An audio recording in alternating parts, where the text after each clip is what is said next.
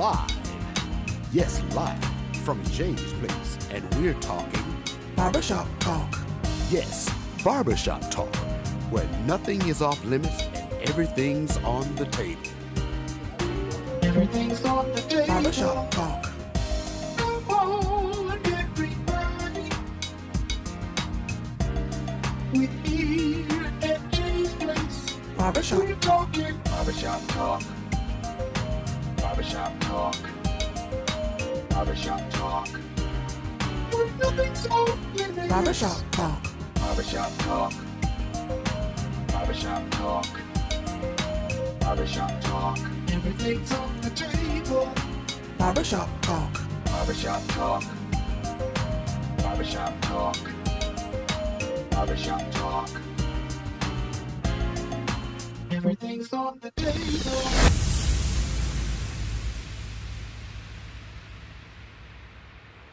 Barbershop Talk Live. We are live here at Jay's Place Barbershop. We are at 1927 Olive Road. Listen, another special edition, another show we're going to put together, another podcast we're going to put together, just another conversation we're going to have with our special guest. Listen, my good friend today is Michael Dott. We're going to be in the hot seat having a conversation with him to know him.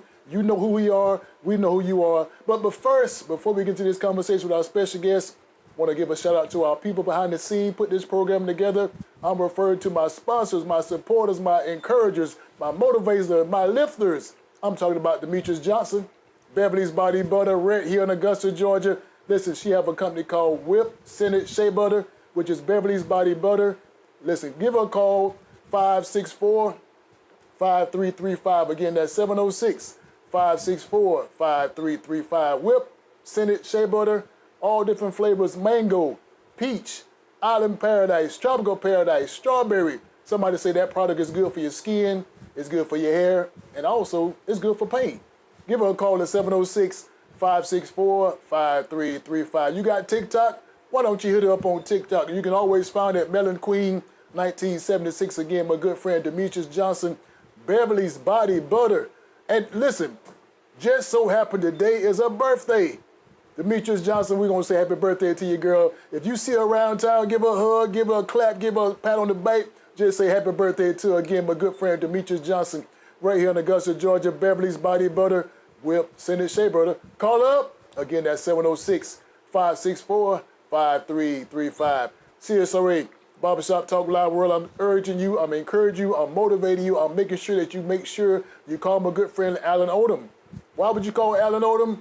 Specializes in pond maintenance, specializes in tree demolition, specializes in pruning, and he also specializes in maintaining your pond. So give him a call also at 706-294-8493. That's 706-294-8493. Again, Alan specializes in just cutting your grass, demolition work, tree removal. The price is right. Tell him John from Jay's Place Barbershop Talk Live. Say, I heard you on the radio. I heard you on the podcast. I got to get the deal he was talking about. Again, that number is 706-294-8493. Pond maintenance right here in Augusta.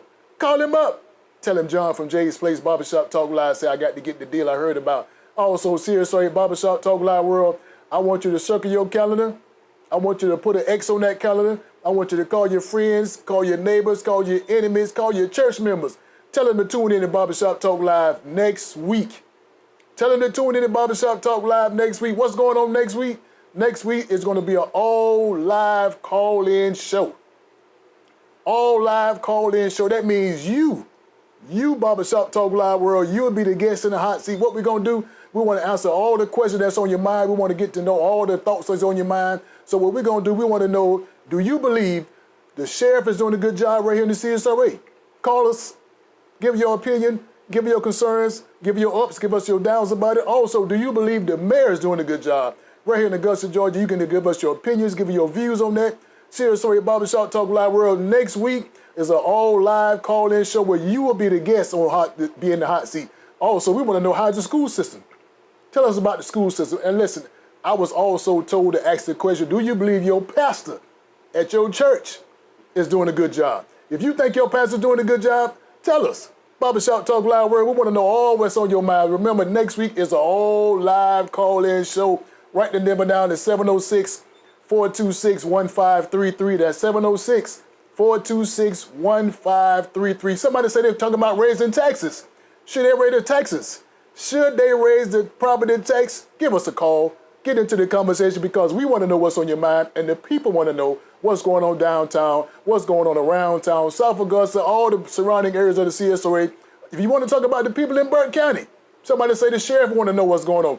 Talk about that also. Just call us. Let us know what's on your mind. Remember, next week is an all-live call-in show where you or the viewers will be the hot seat viewers. All the questions, all the comments will be coming from you. We're just going to pose a question. We're going to give you a chance to just get it off your chest.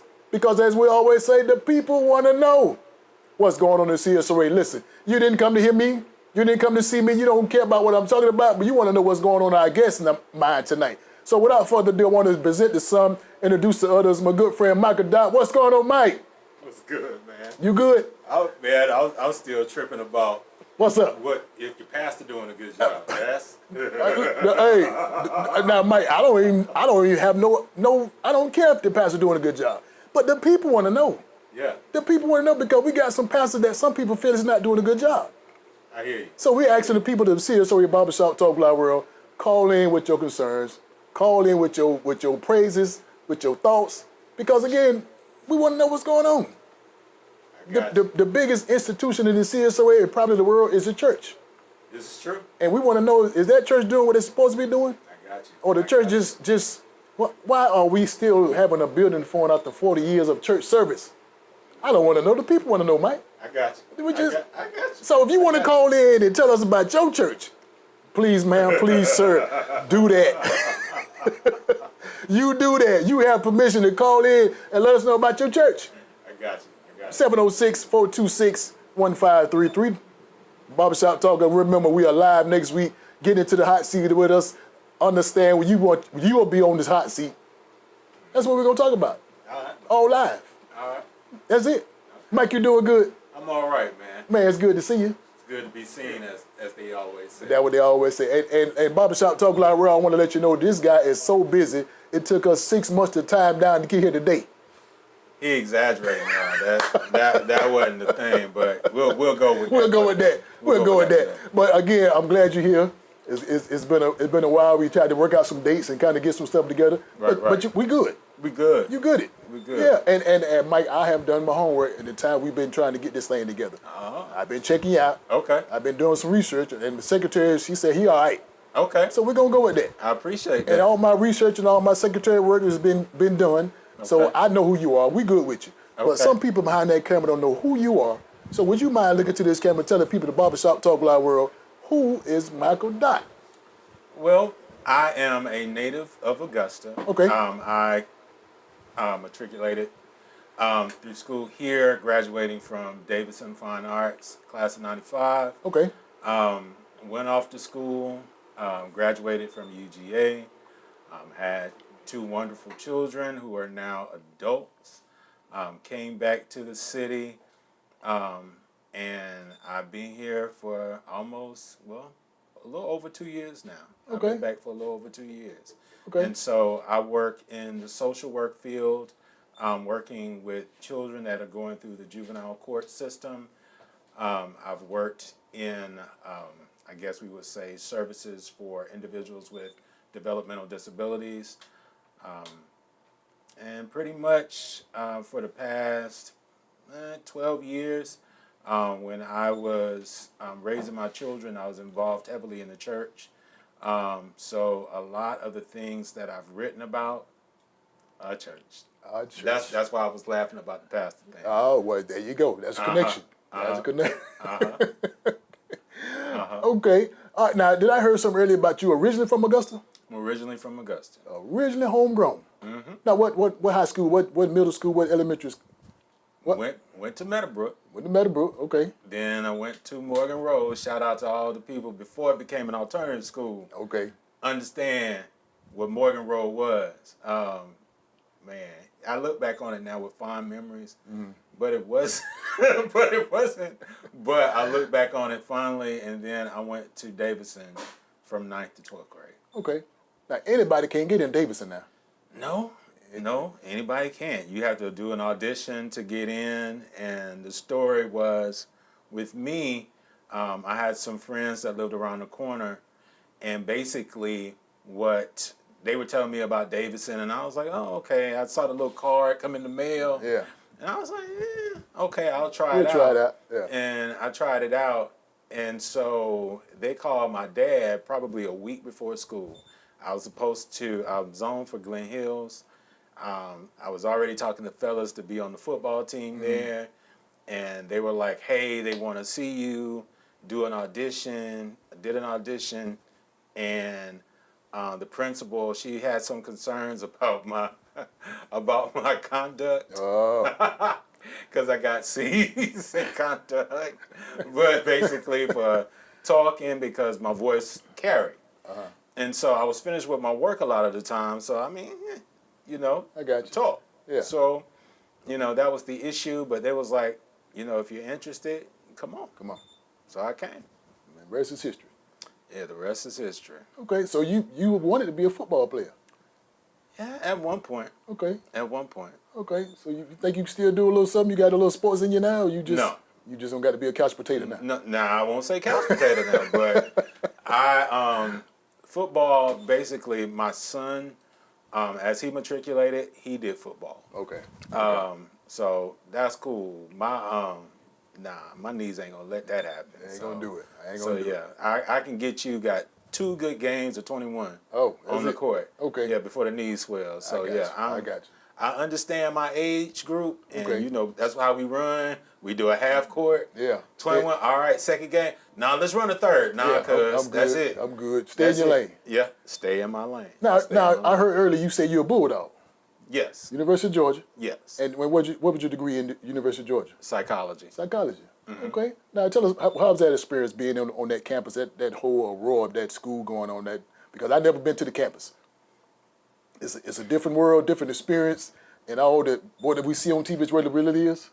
Well, what you see now is the benefits of the Georgia Bulldog team being successful in football. So they have taken that campus to a whole nother step. Okay. I was living in Russell Hall, and then I became what they called a class advocate for the Creswell Hall. And if I could just be transparent, the Creswell Hall had a lot of the black incoming freshmen.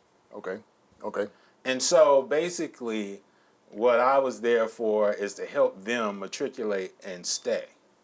Because a lot of the times they come, it's a majority white campus. They're like, yo, I can go to FAMU, I can go to Clark Atlanta, I can go Morris Brown. Anyway. I don't need to be here. Right. And so basically, my job was to help them find resources and things in the community or activities where they can be a part and stay. Okay. Okay. Barbershop Talk Live World again. I want you to get into this conversation. Give us a call at 706-426-1533. That is a live call-in number. You can call in and ask a question to myself or to our special guest tonight, Mr. Michael Dox. Or you don't want to call us, put your question or comment on the screen. We'll make sure we answer any all comments. No comment, no question is off limits. We good? We good. Barbershop Talk Live again. My special guest tonight in the hot seat, Mr. Michael Dox, specializes in being a writer. Matter of fact, he wears so many hats. I'm surprised I don't have on one now. He's a man of many hats. We're gonna dive into those hats category and see what he does to make sure that you know who he is. Maybe he can help you in your endeavors to be a writer. I'll try. You'll try? I'll try. So let's start off with this writing world. What is a writer? When you say writer, I mean, matter of fact, make it simple. What is the job of being a writer?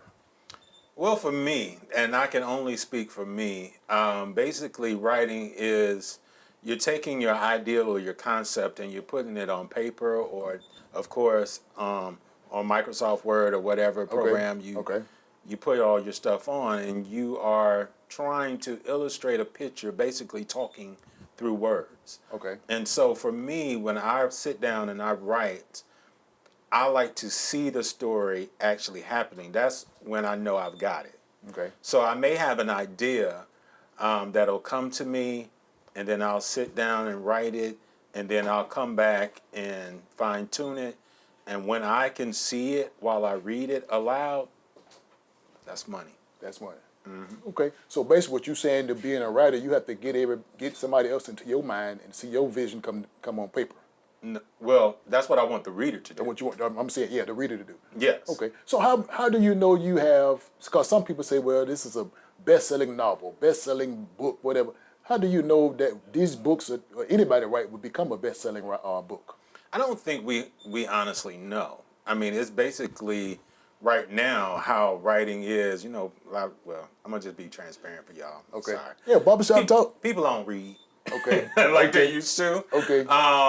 But there are people that still read, and so a lot of that, your marketing has to be tight. Okay. And so that's Okay. what I'm Okay. learning. Okay. Being on all the social media platforms and things of that nature, you have to really advertise yourself in order to gain, views and to get people interested in what you're selling. Okay. That's just like anything. Now, it might be garbage, but if they have a good marketing strategy, you're going to be like, yo, I need to pick that up. Let me try it. Let me But see. my thing is that I want to try to get that marketing and then give you a good product. Okay. And so I actually, for me, as far as I get other people to read, and how I got this first novel was that over the course of 6 years, I was putting out bits and pieces on the internet through my site. I have a fan page called The Wednesday Gentleman, and I would put it on there and I would share it in certain groups, Okay. and I would get feedback. Okay. I would have questions that go along with it and would get weekly feedback. Okay. And people would say, yo, this is great. This is good. And of course, if you have a fan page or anything of that nature, they show you all the metrics and things of that nature. Right. And so I was like, okay, I'm getting some feedback. And Right. it's like I was doing it for free. Okay. Okay. So I was like, well, if I'm doing it for free, you get paid, get Yeah. compensated for Right. it. So that's where we took it. So now when I hear that you're a writer, so in other words, let me ask you this question now. During school, high school, or even college, were you pretty much good in English and getting the literature classes and all that? Because you got to be able to put those words or those sentences in a way that we can understand it, because you can't just be jotting stuff down that don't sound right, it don't look right, it don't even read right. So was you pretty good in English and the literature classes? Pretty good. Okay. I will say I took to literature when I went to Davidson. I was old school friends of mine that knew me before high school said that I had this thing for writing and reading before then, but it wasn't until 9th grade and I was in Mr. Thomason's class Okay. at Davidson that I was reading stories and it was just like jumping out at me. And then as we went on to 10th grade and everything else, reading books that we had to purchase. Okay. And so I was just enamored with how different writers told stories. Okay. And so for my senior year, I took a writing class because I just needed an elective to go ahead and graduate because they wouldn't let me leave school early. Right. So I took a writing class and I started writing the story of Adam and Eve, but I took it and did man, woman, and the serpent was materialism. And so I took that. Fast forward, when I graduated from the University of Georgia, I ain't have no job. Like a lot of us college graduates don't have no job. So didn't have a job coming out of school, and so I basically worked at a call center, and I needed to pass the time. So I took that story from my senior year and started to expand. And so from that point, I haven't stopped. So now, was you considered back in those days, Mike, a nerd? When I say nerd, you got the guys that was playing football, that was into the girls, always doing these different activities, but you was more like a bookworm. And being a bookworm back in them days, it's oh man, he ain't gonna do that, So you considered like a nerd back in those days? I guess you would say that. I know at Morgan Road I was. Okay. I know at Morgan Road I was. So you can attest to that? I can attest to that. At Davidson, I felt like I was home. Okay. My first couple of weeks, though, I felt like the bad boy because I wasn't used to that environment. Okay. I came from an environment where I had drug dealers that went to school with me, Right. Girls that had already had children, dudes with goatee, Right. 7th and 8th graders driving to school. Right. And so Whole different that world. was a whole different world. I go to a school where kids get dropped off. Everybody had braces. Yeah. Everybody had braces. Nobody had any gold fronts. Right. And it was a culture shock for me. Right.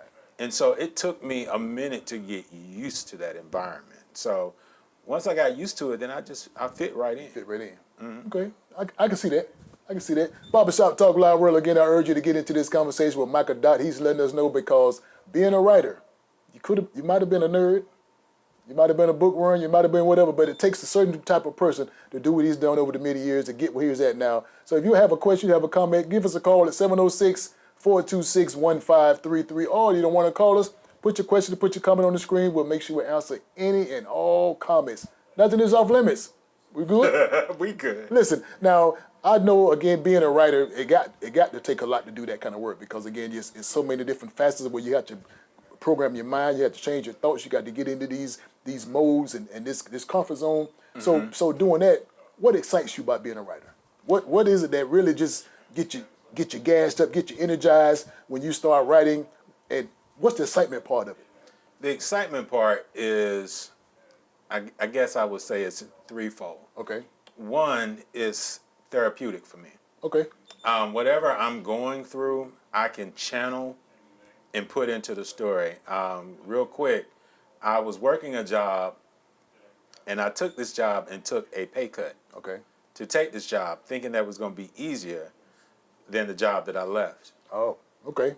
It Okay. was worse. Worse. And I was getting paid less. So imagine working at a place where you thought was going to be good, Right. and it turned out to be your worst nightmare. Right. Money And short. so I needed an outlet to deal with that. And so I created characters based on all the people that I worked with Okay. at that place. Okay. Okay. And it made for a great story. So I will use it to be therapeutic. The second thing in regards to the writing, and now like it's an outlet. Now I'm forgetting the question. What excites you? What excites? Oh, Right. second thing, I can do what I want Okay. in the story. Okay. So a lot of times, and this is, let me talk to the black Talk, man. there you go. A lot of times we're having to, people are disrespecting us, degrading us, and we have to sit there and smile. Yeah. Yes, sir. Yeah. Hi, sir. Yeah. But, you need an outlet. And I was working out, but still angry. And so things I wanted to do to some of those staff members, I would end up doing in the story. In the story. So that helped in that. And what excites me, another thing that excites me, just seeing people respond to it. And like, Okay. I had a person that came up to me at the signing last year, and she said, "This is my story. You wrote about me." Okay. And I didn't write about it. I didn't know her. Right. Ma'am, I don't know you. She can relate to it. But she can relate to it, and that's invigorating. That excites me. Okay. I kind of figured that would be your answer because if you what excites you when you write a book, write a novel, and maybe somebody come to you and tell you that this story is my life. That chapter 5 was me. Chapter 10 was me. I mean, I can really put myself in the story that you wrote. How did you know that? How did you know that, Mike? Because again, I read the whole book and everything is talking about me. So that got to excite you to the point where now the next one will be more into this, more into that. So I can see the excitement part of writing these books. And then when people come back and acknowledge that you did something that they can really latch on to, and now it can almost be therapeutic to them. I can see that. I can see that. So I don't think I have the ability to write because I don't have the channeling of my mind and doing all that. And it takes a person like you to do that. It does. It takes, people normally ask me, how do you make time? And it's just like anything else. I have pretty much a strict routine. A lot of people think that I'm military. Right. Or former military. I'm not. Okay. I'm not. But the way that I go about my business is very structured. Okay. And so normally after I finish my normal 9 to 5, I take a 30-minute break just to woosah. And then I walk into my office and I sit there and write anywhere from an hour and a half to 2 hours. Okay. Then I'm off to the gym. Okay. And then I repeat that process every day. Every day, same process. Pretty much. Saturday, I can take a little bit longer. especially during the time where there's no college football. So during the summer is when I get a lot of work done. Okay. I should be finished with my second novel before before the major games start. Okay. So yeah, I get a lot of work done on Saturdays and Sundays. But yeah. Okay. I can imagine there's a lot. Again, you just got to get relaxed. You got to get in that mode. Yeah. Everything in the room got to be quiet. Maybe a little music playing. No Anything. music. No music. No music. Okay. I can't. For my creative process, if I listen to music to get somewhere because I'm hearing it, I will let it play first. Then I'll turn it off, and then I'll just work. So let me go back to what I heard earlier when you say you most of your novels, most of your stories are relatable. When I say relatable, it's something that you experience. Something that maybe I have experienced or a friend of mine has experienced, and normally I have to get clearance from them Okay. to share it, or I've made them so where nobody can recognize them. Okay. Okay. So again, you have some show good relatable experience that your novels. Right. Okay. So now, what are you looking for in reading someone else's novel, reading someone else's book? What you looking for? I mean, just from the title of the book, or just the first introduction of the book. What are you looking for? What I'm looking for is just, I like to see when I do read other people, and that's normally outside of my time of writing because I can't do both. So basically, what I'm looking for is their style of presentation. Okay. And trying to see how they are capturing their audience. It's wonderful to see other people and how they attack something and how they use their characters to bring about a certain point, especially those that are, say, politically driven, but mask it. I think that's why I like anime so much, because they can talk, while people are killing and whatever, Right. there's a theme behind it that may be masked and all of that. Oh, okay. Well, most of the time, if I'm going to read a book, Mike, you got to get me in the first chapter. If you don't get me in the first chapter, I'm gonna put it down. Matter of fact, the first few pages of the first chapter. Well, I'm the same way. Yeah, I do that. I do that with books. I do that with shows. Okay. If you got an interesting hook, that's going to get normally anybody. Right. But normally you can get the hook, and then people just kind of like, It's kind of like a musical project. You'll have that song that everybody likes, and then the rest of the songs is like, Yeah, a little hook. Yeah. And so you want to have that and keep that consistently throughout. Okay. Barbershop Talk Live World again. Michael Dots is our guest for tonight in the hot seat, talking about a book that he's got coming out in a few weeks. It's already out. Well, we have Addicted to Chaos that's already out, and then we have the second, Okay. Addicted to Chaos, Solomon's Remorse, that'll be out in December. Okay. So the Addicted to Chaos is already out. This is the one we're gonna already proclaim as a bestseller. Hey, We're gonna claim it. We're gonna put it in the atmosphere. All So right. Barbershop Talk Live World, I urge you to get a chance to get your credit card, get your ATM, whatever you need to do to get this Addicted to Chaos book, because again, it's gonna be a bestseller. Hey, I claim it. We claim it. I'll claim it. Listen, I believe it. So again, call us with any question that you have. We talked about our author, how to be a writer, and also I think we have another hat that he wears, which is a singer hat. Something like that. Something like that. Something like He got a little singing in it, and we maybe get a chance to get with old Deacon sound in the second hour or so. Maybe. Maybe we get a chance to do one of those growling hymns coming out as you never know. Barbershop Talk Live is always live. But listen, what we're gonna do, we're gonna get ready to go to a commercial break. But before we do that, how can the people that are watching the Barbershop Talk Live World find the book, get a chance to get the book, read the book? Is there a special website they can go to, or Amazon? You can go to Amazon and purchase the book, or you can go to the website, thewednesdaygentleman.com, and you can purchase that book there as well. Okay, so the WednesdayGentleman.com or the Amazon, they get the book, and the book is called Addicted to Chaos. Addicted to Chaos. Now, Mike, first of all, the title is intriguing. So just before we go to commercial break, just give us a little bit about that title. Well, what I've learned is, and I started writing this when I worked for a mental health facility. Oh. Enough said, right there. That was enough said. a lot of us, and no, it's not the people that come in. It's mostly it was about the staff. It's staff, right? People are addicted to chaos. Okay. People are addicted to drama and whatever. You can tell that by the reality shows that are out there that cater to that craving of chaos.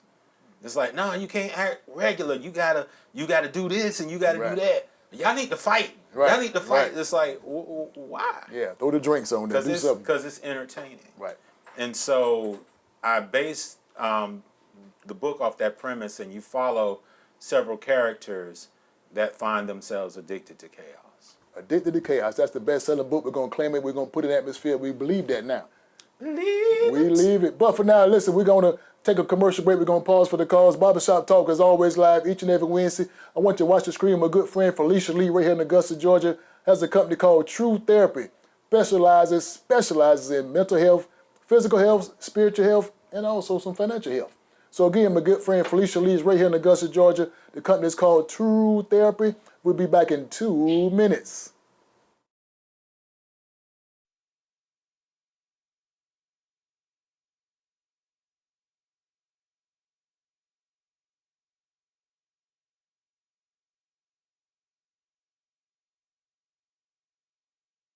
Life is full of challenges and struggles, but there's no reason you should have to face them alone. At True Therapy, we provide support and guidance to help you become the best version of yourself. As a mental health counseling center, we provide a full range of clinical behavioral health services to children, adolescents, adults, and families. Our experienced team of licensed counselors and psychiatrists work closely with patients to understand their situation and develop a personalized treatment plan with an emphasis on wellness and prevention. Whether you are struggling with mental illness, substance abuse, relationship and marital difficulties, or the daily stress and challenges of life, we are here to help you find a positive path forward, dedicated to making our services as convenient and accessible as possible. We offer treatment in office, by phone, or via telehealth. Find the help you need. Schedule an appointment at True Therapy today.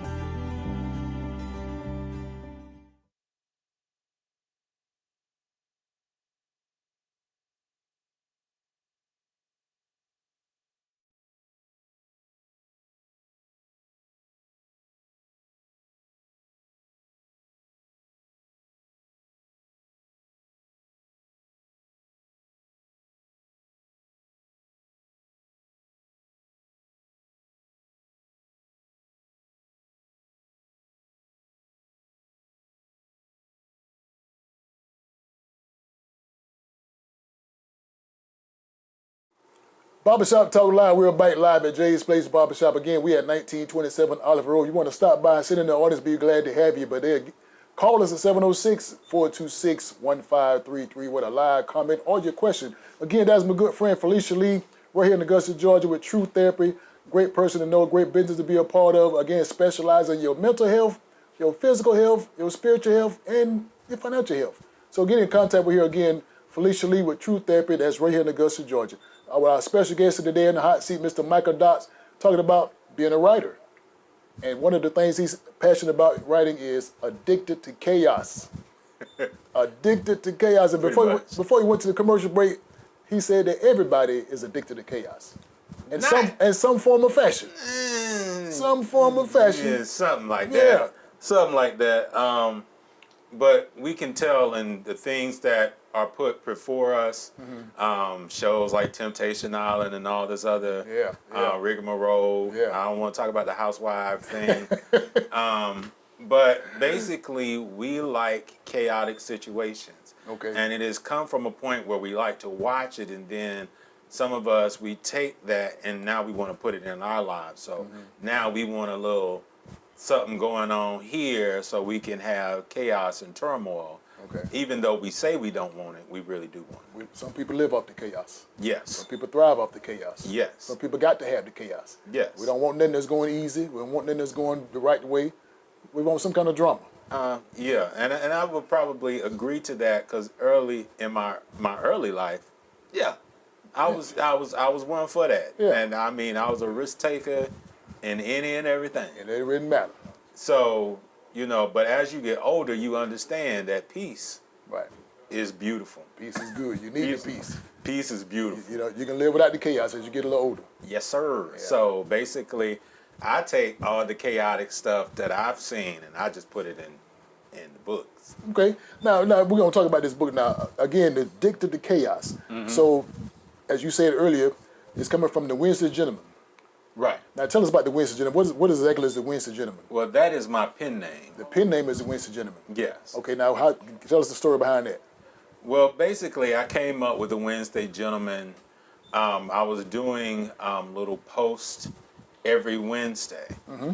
And my friend, shout out to Brian Hale, he had me join his little WordPress group called Corner Politics. And he was like, Mike, if you could, you can write something about relationships and stuff. And I'm like, I've been divorced. Can't really stay in a relationship too good. I'm not the perfect You ain't person the one for that, right? to talk about relationships.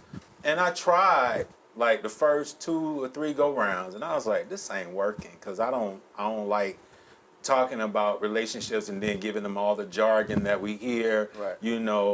Because people were like, you're way over our heads. And then I was, to get into my dad's side of the family, Jesus talked in parables.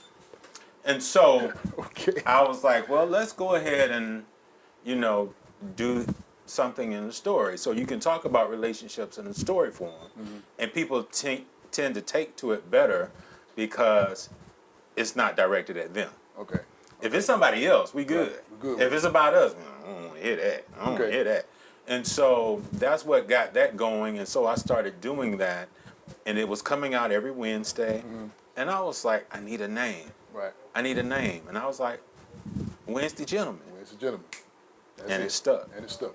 So, Mike, can I kind of bridge this thing together when we're talking about Addicted Chaos? This is the book that, as you say, a lot of people kind of thrive off of chaos. They got to have it in their life.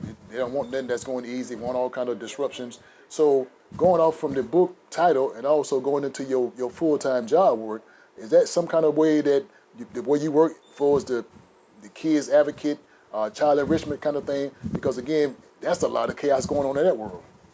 That's a lot of chaos in that world. Well, the novels that this novel and the novel that I'm working on came before my current employer. Okay, and your current employer is what?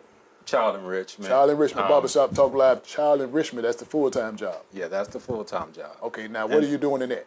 So for child enrichment, I am the CASA director, and CASA stands for Court Appointed Special Advocates. Okay. And so we are the eyes and the ears of the court when it comes to juvenile cases. So those cases where defects has come into the home and had to take the child, go to court, they got custody of the child. A lot of times, parents don't want to work with somebody that's coming to your home and taking your child. Right. It's like, you telling me that I'm a bad parent. Right. And so the court is saying, you bad parent, you got to work with these people that are taking your child. It's like, what? Right. And so a lot of times what I tend to see in regards to that is that people don't want to work together. Okay. And so the children suffer. Okay. And so I see CASA as that bridge. So we can be like, hey, we need you to do this in order to do this. Well, I don't know how to go about getting housing. Well, we're going to help you to do that, along with defects. You just need to cooperate. And so we're like the go-between in regards to that. Okay. So that world again is it can be somewhat chaotic because again you're dealing with the court system, you're dealing with the parents, you're dealing with the grandparents, you're dealing with everybody because they thinking that we're not good parents and y'all gonna come take my child.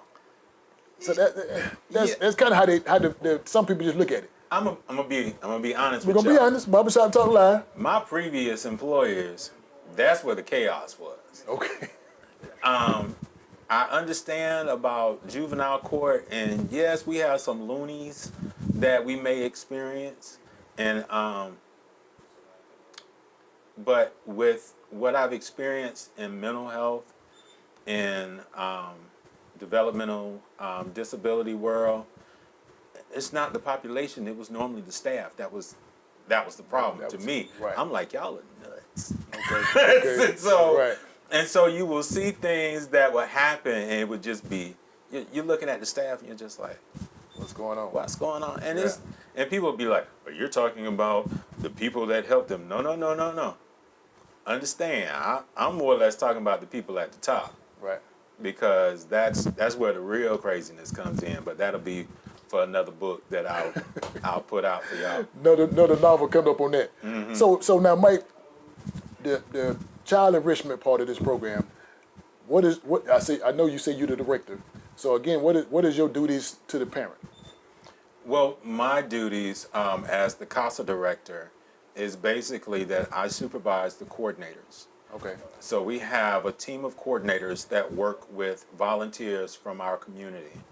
And so the volunteers are the ones that go into the home and work with the families. Okay. They go into the homes and see the children. And so we all work together. You know, the volunteers work with the coordinators Okay. to present a case to the court. Okay. So most of these kids, are they bad in school, or just troublemakers in general, or what? I mean, you have children from all walks of life. A lot of the children have been neglected, Okay. or what they classify as neglected. You have children that have been abused, but all the children come through defects. They have to be a foster child. They have to be a foster child. Correct. Okay. Barbershop Talk Live World again. Get into this conversation. Now we're talking about being the foster child, advocate, the court system, the juvenile system, and again, the mental part of it. The mental part of it is more intriguing, more chaotic. You trying to ask me, am I sane? Is that Well, that's what you're trying to ask? I don't want to know. The people want to know. Yo, I'm very sane. The people want to know because again, I'm very sane. you level-headed. I try to keep it well, and then some people that are close to me like, I don't know now. Yeah. Sometimes he go a little wild because you say something about killing folks in the Right. book, your face just light up. It's like, yo, Yeah. I watch a lot of Criminal Minds, so it just let that go. Just let that go. But but yeah, I keep a level head, but I'm also a realist. Okay. About what goes on, how things get done, and so you see a lot of that in my work. Okay. So basically, what you're telling me, Mike, and you're telling the people at Barbershop Talk Live World, writing is relaxing to you. Yes. That's your relaxation. That's your getaway. That's your time to yourself. Is the writing of the novels and of the books. Yes. And more of the books. Has there been any children's books? Are they on the way? No. This is far from a children's book. I know that's because again you're dealing with a lot of stuff that's going on. It's far from a children's book. Now, I will say this: I may change my mind when I enter that chapter where I am a grandparent, and I might switch gears. But for right now, I mean this has been my therapy. That's been your therapy. So therapy is good. Where you at now? Okay. Barbershop Talk Live World. Writing is his therapy. It's therapeutic to you. Correct. It's relaxing to you. Correct. Now, how can you get me to be a writer? I don't know. I don't, because again, you don't master it. You master this thing, so maybe I'm having something I don't have. I don't know. Basically, for me, I mean, it's different for every person. For me, if you are routine and you can do that and commit yourself to writing out your thoughts and then reading it aloud, getting someone else to read it, and they're like, oh, this is good. You need to, continue on that. Then that will get you going.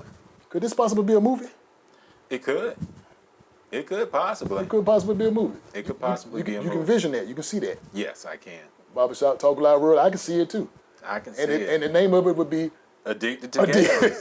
That's exactly what it would be called. We're going to call it Addicted to Chaos. Yeah, you would have Blair Underwood as James Montgomery. Okay. You would have Michael B. Jordan as Eric Houston. Okay. Journey Smollett as Jade. Okay. And then Danielle Brooks, who I absolutely love, would be Chelsea. Now, what would you put John Milton in?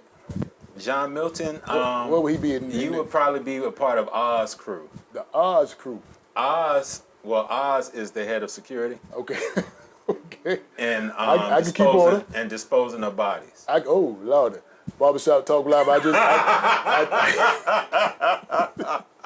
You never know, right? You want that job? You can have that. Listen, I audition for it. I might not get it. Hey, I think you could. You think I can get it? Yeah, Okay. I think you could. Okay. Oz be like, yo, man, be quiet, man. We trying to kill somebody over here, man. On the set, let's It's do like, it. Yo. But yeah, Okay. yeah. Write me in there. Okay, Write me in the next chapter. okay. Next book, I'm in there.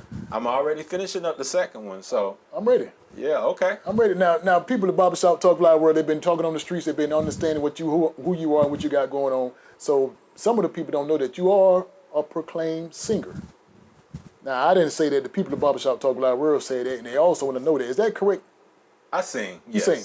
Now, Mike, on Barbershop Talk Live World, when people say they can do something, we don't just hear them talk. We got to see them perform. So now we're gonna give you a minute to kind of get yourself together, because I don't care what you're saying, because the people want to know what you can say, because they know you can write.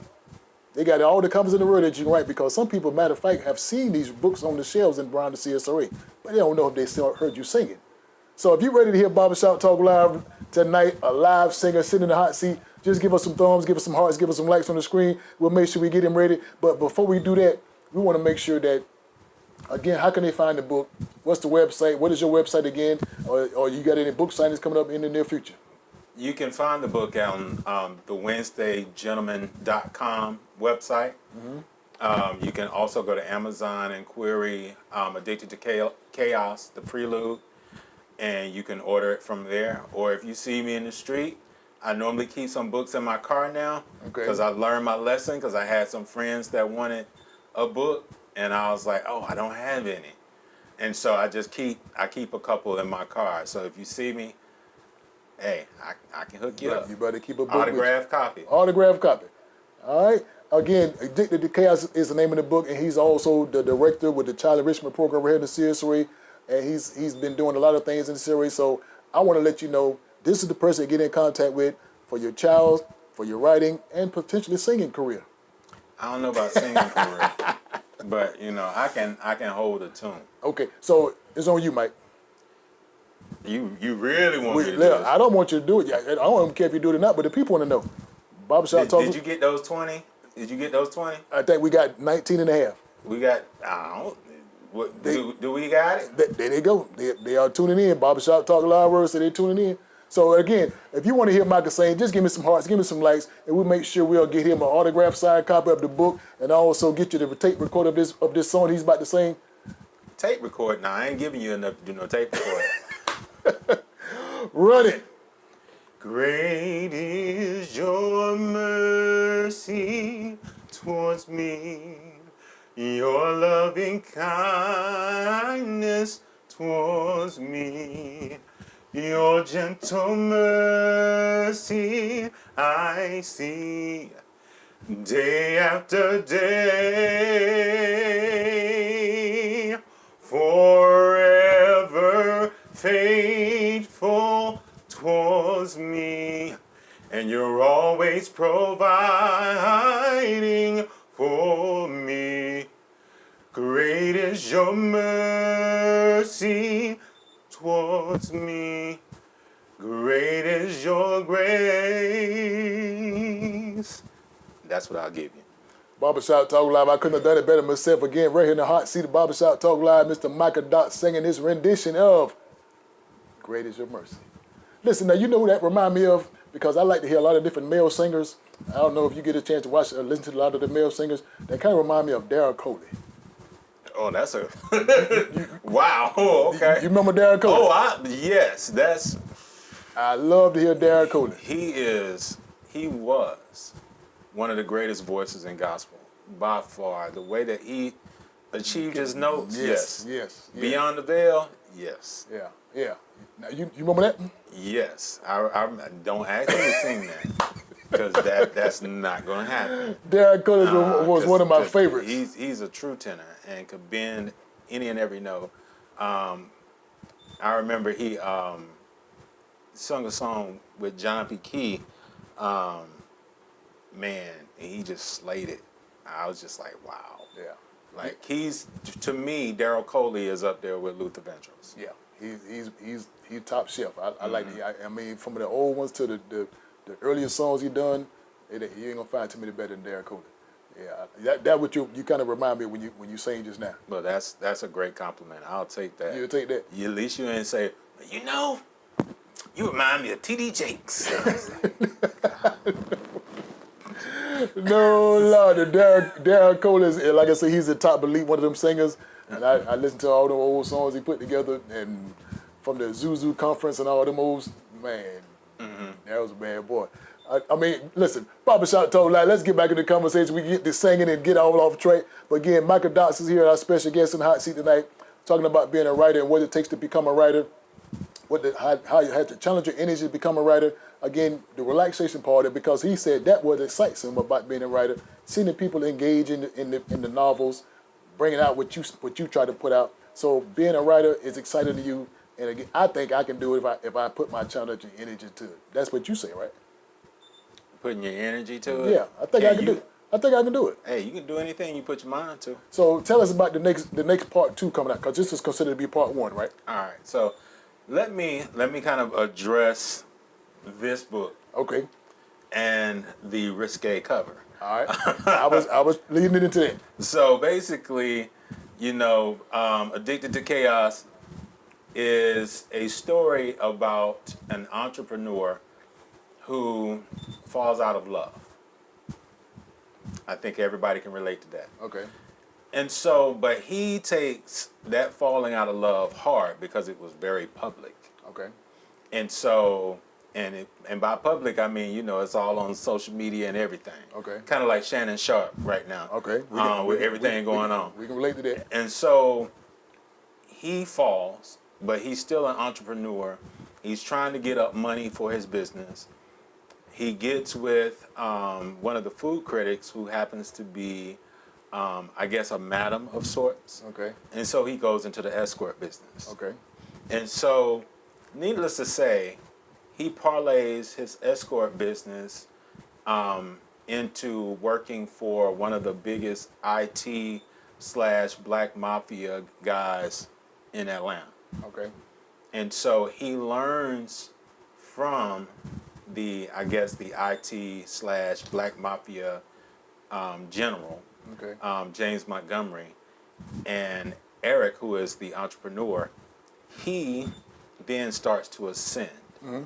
And so you start to see how he affects other people. Okay. And, it's either my way or the highway. And basically, Eric, when you hear people that weren't willing to kill and all that kind of stuff, it's like, oh, he's got to be bad. Not necessarily. He has this philosophy that he believes that black people should work together, that we shouldn't have anybody else helping us. Mm-hmm. You've heard that philosophy before. Right. And so he believes he wants to do that by any means necessary. Okay. And so if he sees someone that he's pegging for a mayor slot, he's like, okay, you would work good with this person over here. I'm going to bring you two together. I need you all to coexist while you make this run. Okay. And of course, us being people, it's like, nah, I ain't going to buy into that. I want my girl over here. Look, I'm going to pay you, $5 million to do this. Okay. Now, we always say we would do something like that if we were given that proposition. Mm-hmm. Mm-hmm. But it's harder when it's actually done. Okay. And so you get to see how that happens. And this leads into the second book, which is Solomon's Remorse, which is more of Eric dealing with Solomon. Okay. Now, the Solomon that's in the novel, I kind of based him off of the King Solomon from the Bible. Okay. And so all the women that he comes encounter with, you'll see that. Okay. The Queen of Sheba, who is kind of loosely like, we don't know if he slept with her or not or whatever. In this book, he sleeps with her. You sleep with it. Okay. So you get to see all of that and how he amasses his kingdom. And all of this takes place in Augusta. And so I use a lot of landmarks from our city and I put it in the book. Some of my friends that have businesses, I put them in the book, giving them quick shout outs, trying to put Augusta, my hometown, on the map. again. Not that we've, failed so far, but I love my city. This is where I was raised, and so I thought it, would be great to have a story that's centered in Augusta. And so the second book does. And so Eric is in Atlanta. He's going to come to Augusta because Solomon is going to be his rival. Okay. So the book is based on Augusta. Yeah. All the characters and like you say, the landmarks and stuff like that. Okay. And when did that book come out? We will be doing a launch and a signing at the Lucy Laney Black Museum December 6th. December the 6th. Okay. All right. And that's special invitation only. We'll see. We'll see. We'll see. All right. That'll work. We'll Barbershop Talk Live again. The book is coming out. This is the part one, as we're talking about. Addicted to Chaos is part one of that particular book. Part two is be out of December the 2nd. 6th. December the 6th. I urge you to please, ma'am, please, sir, get ready to get your copy. You can also go to Amazon and also the website to get the book. Again, it's called Addicted to Chaos. Michael, is there anything you want to let the people know about being a writer, the process of it, the challenges of it? Because some people want to become a writer and they maybe don't have a few times that they've been discouraged or not had a chance to get the breaks that you had. Okay, let me tell y'all something. This has not been easy. This process started, like I said, when I was working in a call center. And so it started there, but trying to put it out, like my first novel, that was back in 2005. And that was called Every Man, Every Woman. And, life happens. And so that book didn't do pretty much anything because I had to shelve it because I had to work extra jobs. Okay. And so I couldn't work extra jobs and try to market a book and things of that nature. So I had to scrap it. And before you knew it, it was 2013, 2014 before I picked it back up again. I was hurt from having to scrap it, but, I had to get back on it. And I had people in my life that encouraged me. And I started writing. My boy Brian reaching out to me. And when he did that, that got me back in it. And so, I did that. And little by little, you have to put your stuff out there too if you want to get feedback. But the first thing you got to do is, if you want to be a writer and you're writing, do something and be consistent. So if you want to write for 20 minutes a day, do that consistently. If it's 30 minutes a day, do that consistently. Because now you're making it a habit. And then, that one page you wrote one day is going to turn into 5. It's going to turn into 10. It's going to turn into 20. So little by little. So the consistency is a key to being a writer. To me, it is. One of the keys of being a writer. To me, it is. Okay. Consistently doing. Because I can't. What makes some people kind of like, well, they get mad with me, I'll just be honest, is that I dedicate time to those things that I know I need to do. Okay. And so you got to work. Okay. To feed your face. Okay. And to feed your family. Okay. Second thing I do, I make sure I go to the gym because I want to live. Okay. And I want to be able to have and hold my grandchildren and to play with my grandchildren.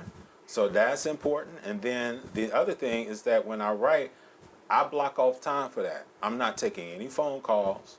I'm not doing any of that. Phone is silent. Okay. If you was not writing, you was not singing, what would you be doing?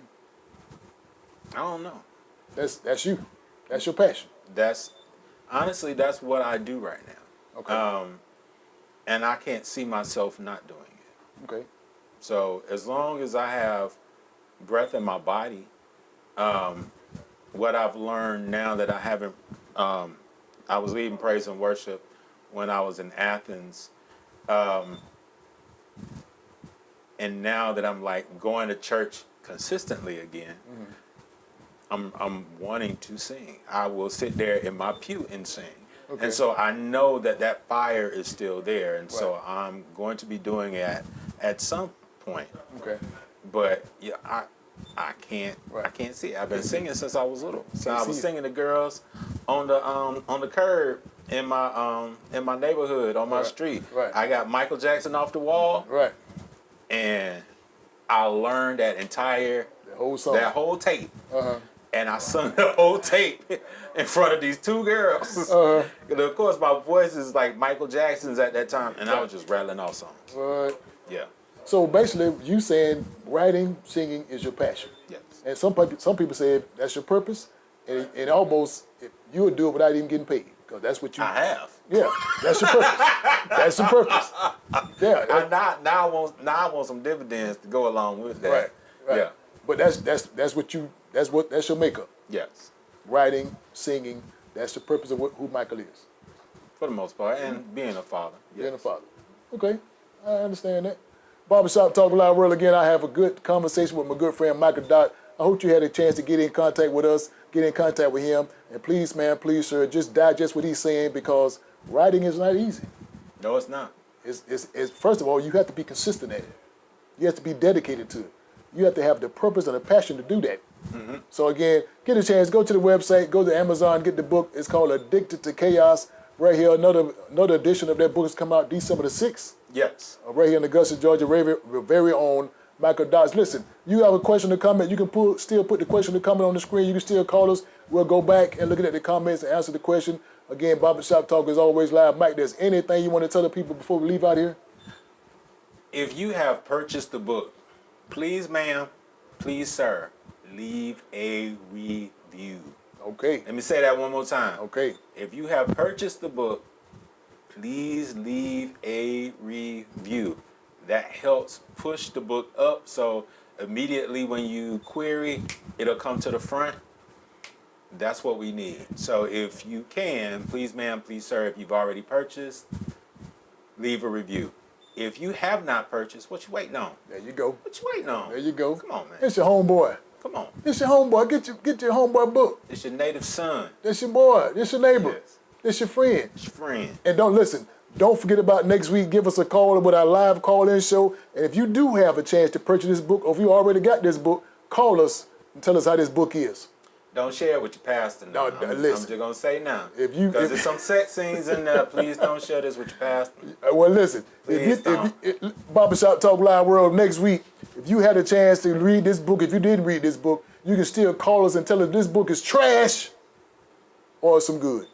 We're going to be listening for your comments, looking for your call next week on the live call-in show. Remember, we asking all questions, no questions off limit. If you think the sheriff is doing a good job, let us know.